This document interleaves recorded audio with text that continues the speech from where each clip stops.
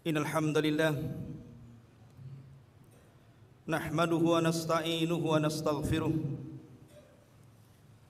wa na'udzu billahi min sururi anfusina wa sayyiati a'malina man yahdihillahu fala mudilla lahu wa man yudlil fala hadiya lahu asyhadu an la ilaha illallah wahdahu rabbi la syarika lahu wa asyhadu anna Muhammadan abduhu wa rasuluhu alladzi la nabiyya ba'dah. Faqala Allah azza wa jalla fi muhkami tanzilihi ba'da a'udzu billahi minasy syaithanir rajim. Ya ayyuhalladzina amanu taqullaha haqqa tuqatih wa la tamutunna illa wa antum muslimun. Fa inna asdaqal hadithi kitabullah wa khairal huda huda Muhammadin sallallahu alaihi wasallam wa syarrul umuri muhdatsatuha wa kullu muhdatsatin bid'ah wa kullu bid'atin dhalalah wa kullu dhalalatin finnar. Ma'asyiral muslimin, jamaah Jumat yang dimuliakan Allah Subhanahu wa taala, tentunya dimuliakan bukan karena hartanya, bukan karena pangkatnya, bukan karena kedudukannya, tapi dimuliakan karena akhlak, iman dan takwanya kepada Allah Subhanahu wa taala. Salawat beriring salam marilah kita curah limpahkan kehadiran baginda alam Nabi besar Muhammad sallallahu alaihi wa ala alihi wasallam. Ma'asyiral muslimin yang dimuliakan Allah Subhanahu wa taala, usikum wa nafsi bitaqwallah. Marilah kita senantiasa meningkatkan takwa kita di hari Jumat ini dengan senantiasa melaksanakan perintah Allah Subhanahu wa taala, walaupun dalam perintah itu tentu ada sesuatu yang kita benci, ataupun berusaha untuk menjauhi larangan-larangan Allah Subhanahu wa taala, walaupun mungkin dalam larangan itu ada sesuatu yang kita sukai. Itulah takwa yang sesungguhnya. Ma'asyiral muslimin yang dimuliakan Allah Subhanahu wa taala, akhir-akhir ini negeri kita dilanda berbagai macam musibah, baik dunia ataupun agama. Kita lihat gempa di mana-mana. Terakhir pesawat jatuh dan hampir dipastikan tidak ada yang selamat. Tapi itu musibah kecil. Musibah yang sesungguhnya apabila musibah itu terjadi kepada agama kita, itulah makanya Nabi SAW berdoa, Allahumma la taj'al musibatana fi dinina. Ya Allah, jangan kau timpakan musibah itu kepada agama kami. Lihatlah akhir-akhir ini banyak orang yang mencela Allah Subhanahu wa taala, mencela Rasul, mencela Al-Quran, dan mencela syariat Islam, yang dengan itulah sebenarnya keselamatan kita, dunia kita dan akhirat kita. Ma'asyiral muslimin yang dimuliakan Allah Subhanahu wa taala, akhir-akhir ini kita mendengar ada pembakaran kalimat la ilaha illallah. Kita tidak bicara tentang ormas tertentu, kita tidak bicara tentang kelompok tertentu, tapi yang kita bicarakan karena yang dibakar kalimat la ilaha illallah, maka tentu kewajiban seorang dai harus menyampaikan, walaupun kita hanya berhusnudzon, semoga pembakaran itu disebabkan karena kejahilan, dan semoga Allah Subhanahu wa taala memberikan hidayah kepada pelakunya. Ma'asyiral muslimin yang dimuliakan Allah Subhanahu wa taala, Nabi sallallahu alaihi wasallam 23 tahun berdakwah, 13 tahun di kota Makkah dan 10 tahun di kota Madinah. Seluruh kehidupan Nabi SAW hanyalah untuk mendakwahkan la ilaha illallah, tidak lain dan bukan.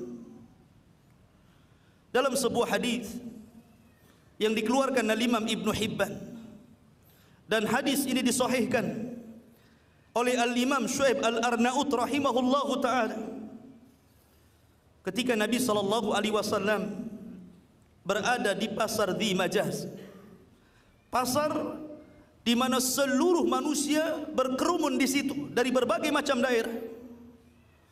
Nabi SAW senantiasa mendatangi keramaian orang, kemudian mengatakan, qulu la ilaha illallah tuflihu. Katakan, wahai manusia, tidak ada sesembahan yang berhak disembah kecuali Allah Subhanahu wa ta'ala, maka kalian akan beruntung. Abu Jahal adalah Fir'aunnya umat ini. Tidak terima dengan seruan Nabi SAW, sehingga terkadang dia melempari Rasul SAW dari belakang dengan batu, kemudian mengatakan kepada manusia di sekitarnya, la yaghurrannakum bihadza innama arada litatruku alihatakum wa tatrukul Lata wal Uzza. Janganlah kalian terperdaya dengan orang ini, maksudnya Nabi SAW. Orang ini hanya sekedar ingin supaya kalian meninggalkan sesembahan-sesembahan kalian atau meninggalkan Lata dan Uzza. Tapi Nabi SAW sama sekali tidak melirik Abu Jahal. Begitulah Nabi SAW menghabiskan waktunya untuk la ilaha illallah, walaupun tantangan, rintangan, cacian, makian, bahkan usaha untuk melakukan pembunuhan, dan berakhir dengan pengusiran Nabi SAW dari Mekah dan hijrah ke Madinah, itu tidak lain dan bukan karena la ilaha illallah. Walaqad ba'athna fi kulli ummatir rasulan ani'budullaha wajtanibut taghut. Dan tidaklah kami utus kepada setiap umat ini para rasul kecuali dakwah mereka adalah la ilaha illallah, sembahlah Allah dan jauhi sesembahan selain daripada Allah Subhanahu wa taala alias taghut. Ma'asyiral muslimin yang dimuliakan Allah Subhanahu wa taala, kalimat la ilaha illallah adalah kalimat kebahagiaan kita di dunia, dan kalimat itu pula yang harusnya kita akhiri menjelang meninggal kita. Letakkan kalimat itu dalam dada kita. Qul inna salati wa nusuki wa mahyaya wa mamati lillahi rabbil alamin. Katakan, salatku, penyembelihanku, dan seluruh hidupku serta matiku diserahkan untuk la ilaha illallah. Ma'asyiral muslimin yang dimuliakan Allah Subhanahu wa taala, disebutkan dalam sebuah riwayat tentang kisah Kalimur Rahman Musa alaihi salatu wassalam, ketika dia datang menghadap Rabbnya, kemudian dia mengatakan, ya Rabb, allimni syai'an adhkuruka wa ad'uka bih. Wahai Rabb, ajarkan kepadaku satu kalimat yang dengan kalimat itu aku bisa mengingat kamu, yang dengan kalimat itu aku akan senantiasa berdoa kepadamu. Maka Allah Subhanahu wa taala mengatakan, qul ya Musa la ilaha illallah. Katakan, wahai Musa, kalimat la ilaha illallah. Maka Musa pun mengatakan, ya Rabb, kullu ibadika yaquluna hadza. Wahai Rabb, seluruh manusia mengucapkan kalimat itu, aku ingin yang lainnya. Tapi Allah Subhanahu wa taala tetap mengatakan, ya Musa, qul la ilaha illallah. Wahai Musa, katakan la ilaha illallah. Kemudian Allah Subhanahu wa taala memberikan alasannya.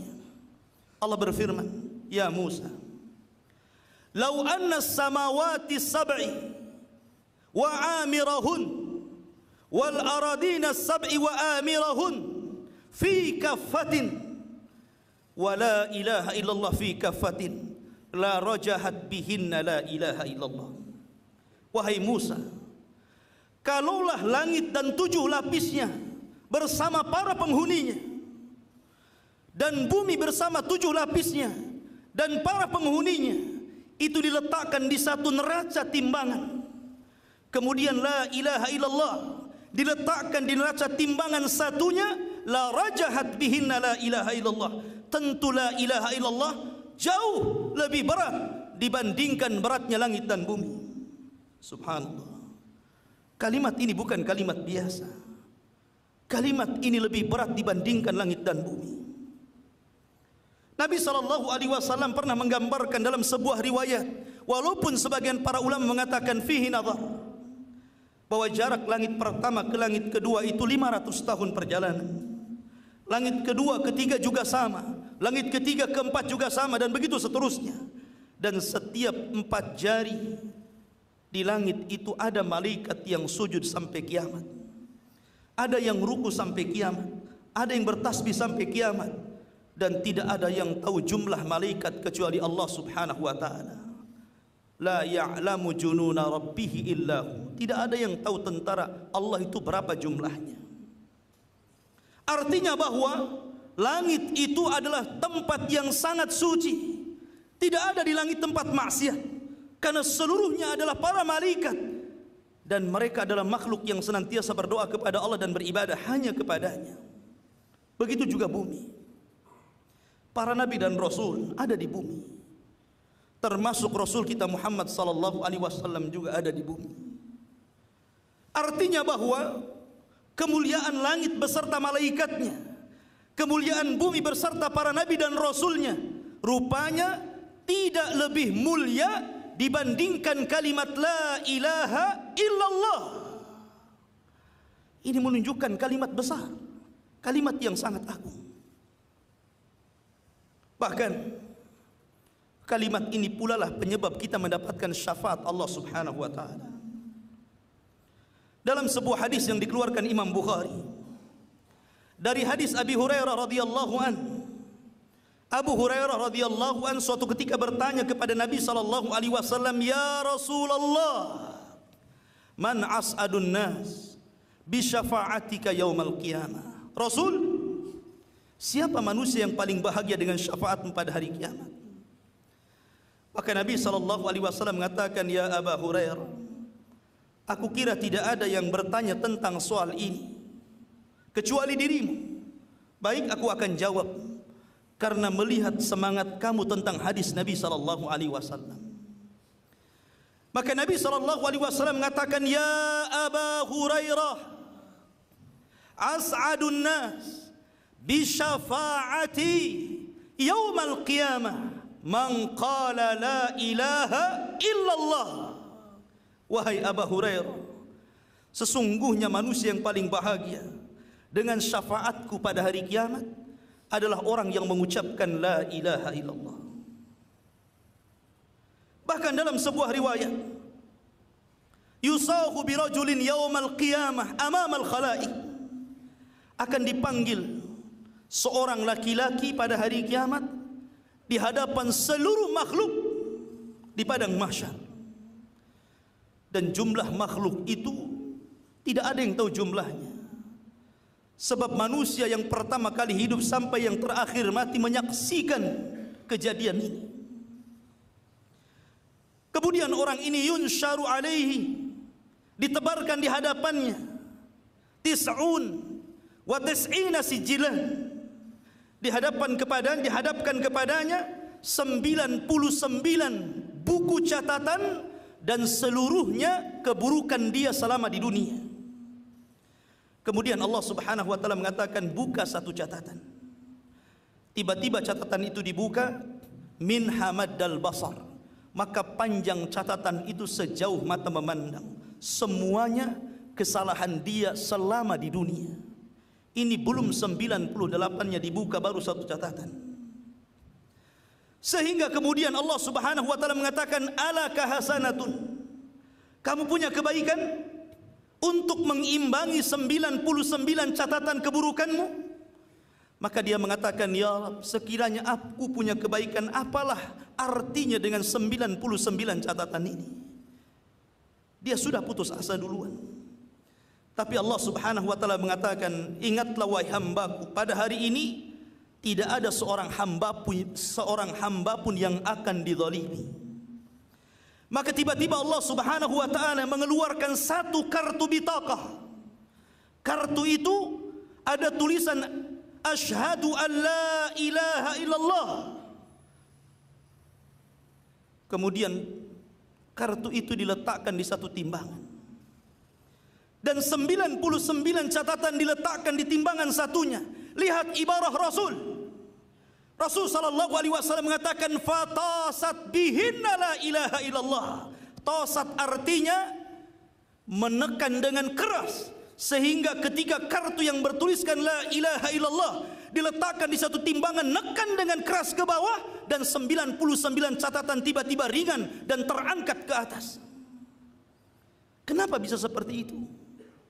Itulah keagungan la ilaha illallah. Kalimat yang jauh lebih berat dibandingkan langit dan bumi.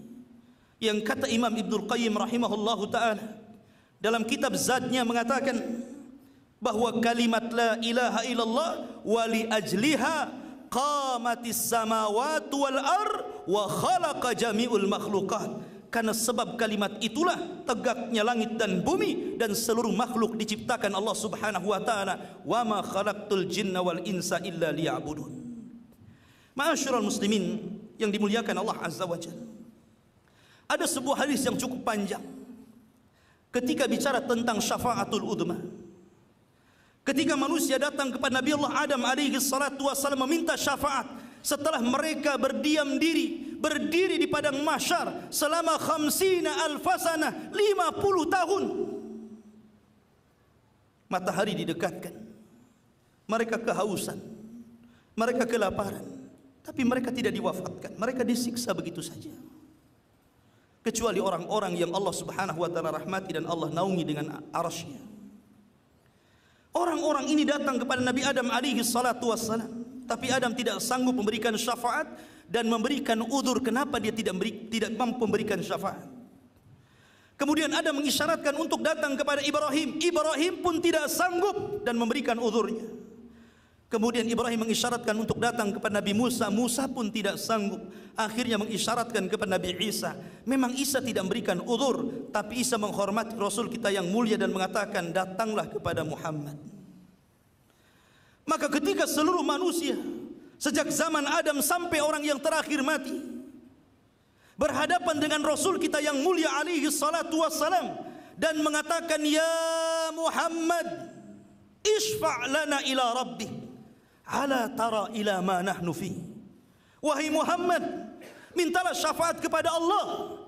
Tidakkah kau iba melihat kondisi kami? Kami kepanasan, matahari didekatkan, kami kehausan, kami kelaparan. Mintalah keputusan kepada Allah subhanahu wa ta'ala agar suasana ini diberhentikan. Maka Nabi SAW mengatakan analah, saya akan usahakan. Kemudian Nabi SAW menghadap Allah subhanahu wa ta'ala, kemudian sujud dengan sujud yang sangat lama. Tiba-tiba Allah subhanahu wa ta'ala menyuruh Nabi SAW dan mengatakan ya Muhammad irfa' ra'sak. Wahai Muhammad, angkat kepalamu. Qul tusma, katakan kau didengar. Wasal tu'tah, mintalah kau akan diberikan permintaan.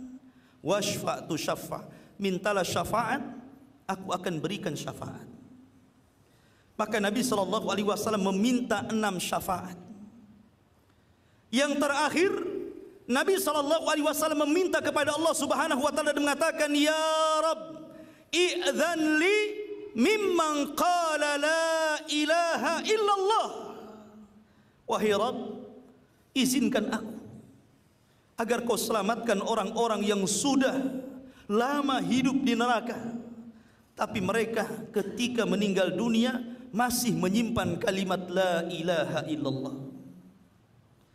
Maka Allah subhanahu wa ta'ala mengeluarkan mereka, dan mereka lah orang yang terakhir keluar dari neraka dan terakhir pula masuk surga.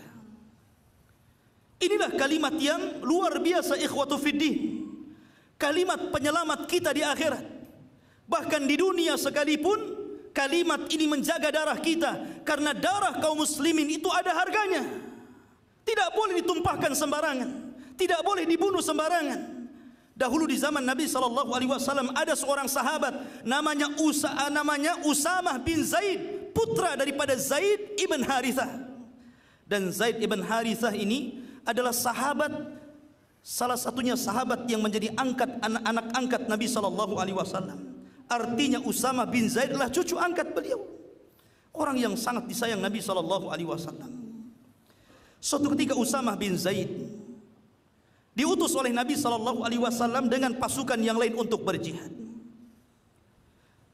Di tengah-tengah peperangan, Usamah melihat seorang musyrik yang sedang bertempur hebat memerangi orang-orang Ansar. Maka Usamah geram, kemudian menghampiri seorang musyrik itu dan hampir menebasnya. Setelah bertarung dan kalah seorang musyrik ini dan siap dibunuh oleh Usamah, tiba-tiba dia mengucapkan la ilaha illallah. Maka Usamah sempat terhenti, tapi Usamah tetap membunuhnya. Perang pun dimenangkan kaum muslimin. Rasul senang dengan membawa ghanimah harta rampasan perang yang banyak. Tapi ada yang mengganjal di hati Nabi sallallahu alaihi wasallam tentang perbuatan Usamah. Sehingga Nabi sallallahu alaihi wasallam memanggil Usamah dan mengatakan, "Ya Usamah, aqatalta man qala la ilaha illallah?" Wahai Usamah, apakah engkau telah membunuh orang yang mengucapkan kalimat la ilaha illallah? Kata Usamah, "Na'am ya Rasulullah." Ya. Maka Rasul mengatakan, "Walima ya Usamah?" Kenapa wahai Usamah? Kenapa kau bunuh orang yang mengucapkan kalimat la ilaha illallah? Maka Usamah membela diri dan mengatakan, "Qataltuhu ya Rasulullah li'annahu khaufan min suyufi, li'annahu khaufan min sayfi wa firaran minal mauti." Wahai Rasul, aku membunuhnya karena dia mengucapkan kalimat itu boleh jadi karena takut kematian atau menghindar dari kematian. Maka aku tetap membunuhnya. Boleh jadi itu siasat perang saja. Tapi Nabi SAW tidak pernah melihat batin manusia. Nabi hanya melihat dohir manusia. Rasul mengatakan, "Ya Usamah, afala syaqqaqta an qalbi." Wahai Usamah, sudah kau belah dadanya hatta ta'lama aqalaha lillahi aw li ghairillah. Apakah dia mengucapkannya karena Allah atau bukan karena Allah? Maka Usamah merasa menyesal.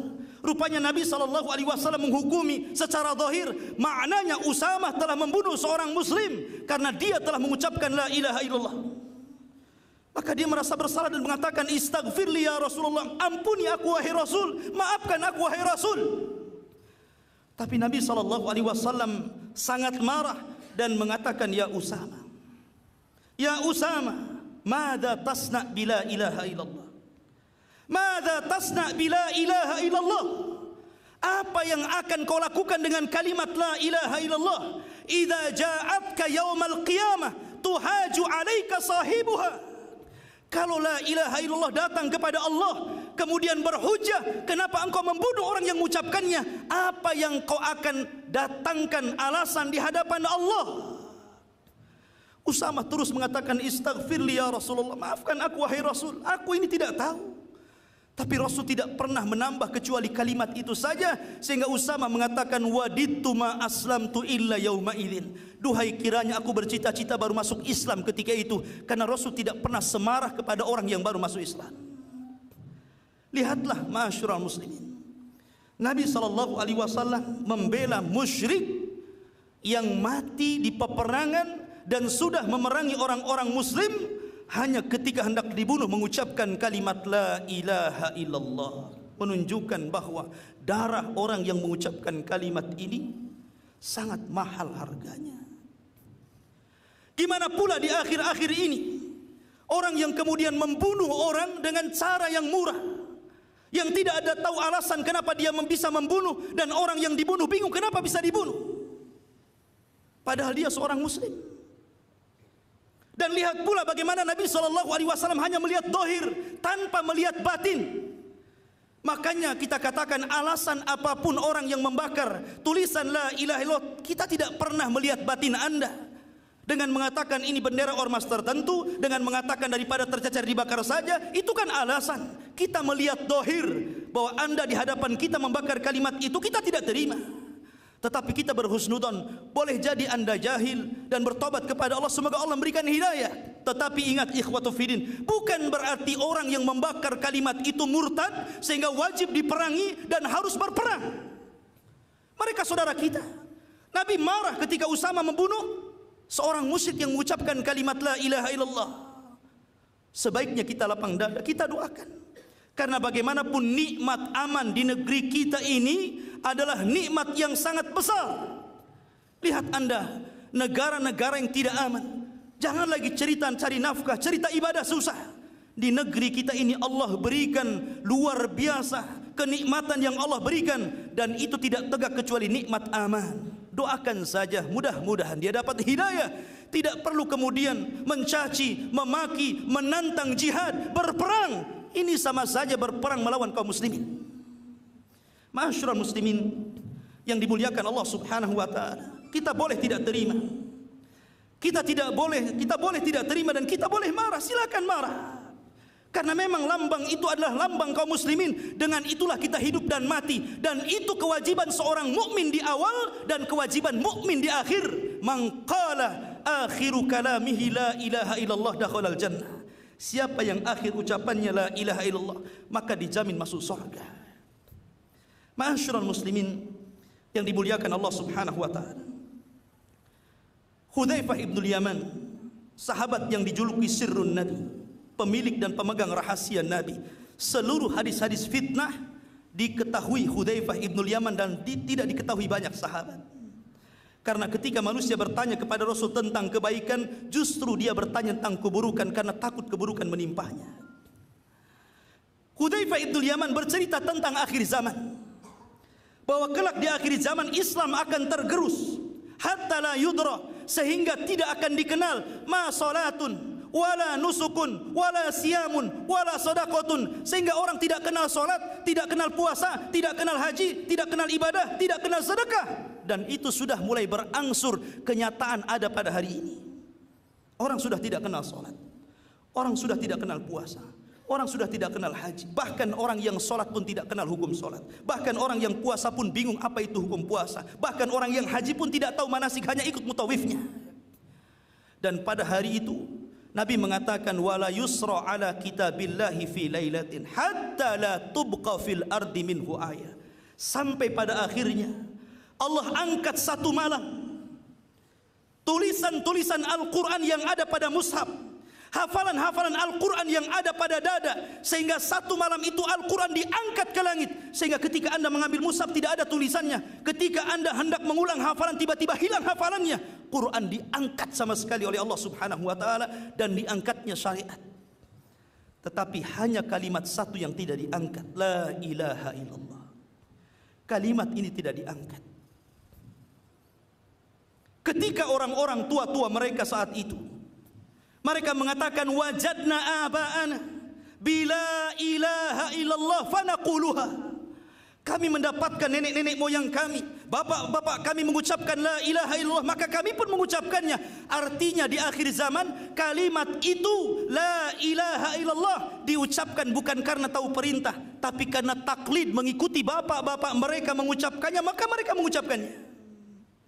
Akhirnya kemudian seorang rawi hadis namanya Silah bertanya kepada Hudzaifah, ya Hudzaifah, ma tughnihim bila ilaha illallah yauma idzin. Wahai Hudzaifah, lalu apa manfaat kalimat itu pada hari itu, sementara orang sudah tidak kenal salat, tidak kenal puasa, tidak kenal kurban, tidak kenal sedekah, Al-Quran sudah diangkat, apa manfaatnya? Dan mereka pun mengucapkan bukan karena perintah tapi karena taklid. Hudzaifah tidak mau menjawab sampai 3 kali. Silah terus bertanya, sehingga Hudzaifah mengatakan, ya Silah tunjihim minan nar, ya Silah tunjihim minan nar. Wahai Silah, sesungguhnya orang yang mengucapkan kalimat la ilaha illallah di akhir zaman tetap bisa menyelamatkan mereka dari api neraka. Lihat keistimewaan, ketinggian, kebesaran, keagungan la ilaha illallah. Maka jangan pernah remehkan kalimat ini, karena kalimat ini satu-satunya kalimat yang hanya bisa diucapkan ketika orang sakaratul maut. Kalimat yang lain tidak mungkin diucapkan manusia saat detik-detik sakaratul maut. Hanya kalimat ini yang bisa diucapkan. Antum ejahkan kepada orang yang sedang sakaratul maut kalimat-kalimat yang lain, dia tidak akan mengikutinya.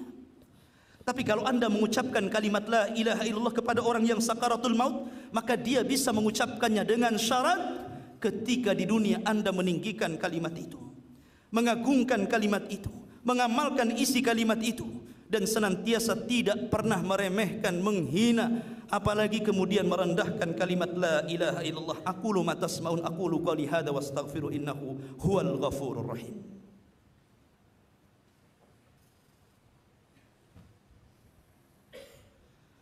Bihamdillahi wassalatu wassalamu ala Rasulillah wa ala alihi wa sahbihi wa mawala. Wala haula wala quwata illa billahi wa ba'du. Dalam perang Khaybar, Nabi SAW mengutus Abu Bakar untuk meruntuhkan benteng Khaybar, tapi tidak berhasil. Kemudian Nabi mengutus sahabat yang lainnya untuk menghancurkan benteng Khaybar, juga tidak berhasil. Sampai pada suatu malam, Jibril memberikan kabar gembira kepada Nabi SAW bahwa Khaybar akan runtuh di bawah seseorang yang sangat mencintai Allah dan dicintai Allah dan Rasulnya. Maka Nabi SAW mengumpulkan para sahabatnya dan mengatakan, besok akan ada seorang laki-laki yang akan membawa bendera, di tangannya kemenangan. Laki-laki ini sangat mencintai Allah dan Rasulnya, dan dia pula dicintai Allah dan Rasulnya. Di pagi hari para sahabat berkumpul di tenda Nabi SAW. Masing-masing mereka ingin memegang bendera itu. Sampai Umar mengatakan, demi Allah, aku tidak mau menjabat pemimpin dalam kondisi apapun kecuali pada perang itu. Karena Nabi SAW sudah jelas-jelas di tangannya kemenangan. Maka Umar sangat menginginkan agar dia yang memegang bendera itu. Tapi rupanya apa yang dikehendaki Umar berbeda dengan kehendak Allah Subhanahu wa taala. Justru Nabi SAW mencari siapa? Mencari Ali bin Abi Thalib. Aina Ali? Di mana Ali? Rupanya orang itu adalah Ali bin Abi Thalib. Kemudian dicari dan mereka mengatakan, ya Rasulullah, Ali marid, Ali sedang sakit matanya. Tapi Rasul mengatakan, panggil dia, karena wahyu sudah turun kepadaku agar memilih dia. Akhirnya kemudian Ali pun dibopong kepada Nabi SAW. Kemudian Rasul mengobati penyakit matanya dengan ludahnya. Kemudian keesokan harinya pasukan sudah siap hendak bertempur. Salah satu wasiat kepada Ali radhiyallahu anhu mengatakan, ya Ali, jalanlah pelan-pelan menuju musuhmu. Hatta idza nazalta ala sahatihim, kalau engkau sudah berjumpa berhadap-hadapan dengan musuhmu, di hadapan musuhmu sudah ada, dan kau siap bertempur dengan mereka, ajaklah mereka kepada kalimat la ilaha illallah. Nabi SAW memerintahkan Ali untuk mengajak mereka kepada kalimat itu sebelum bertempur. Makanya Nabi SAW mengatakan, umirtu an uqatilan nas hatta yashhadu an la ilaha illallah. Aku diperintahkan untuk memerangi manusia oleh Allah sampai mereka mengucapkan kalimat la ilaha illallah. Dari sini menunjukkan bahwa la ilaha illallah adalah awal sebuah kewajiban bagi setiap muslim. Karena itulah yang bisa menenangkan hati kita, ya. Kalimat itulah yang menenangkan hati kita di dunia. Bagaimana kita katakan kalimat itu yang menenangkan? Kalau Anda mencari kebahagiaan, ketenangan di luar kalimat la ilaha illallah, sampai kiamat Anda tidak akan mendapatkan kebahagiaan dan ketenangan dalam hati. Karena kalimat itulah yang menenangkan kita.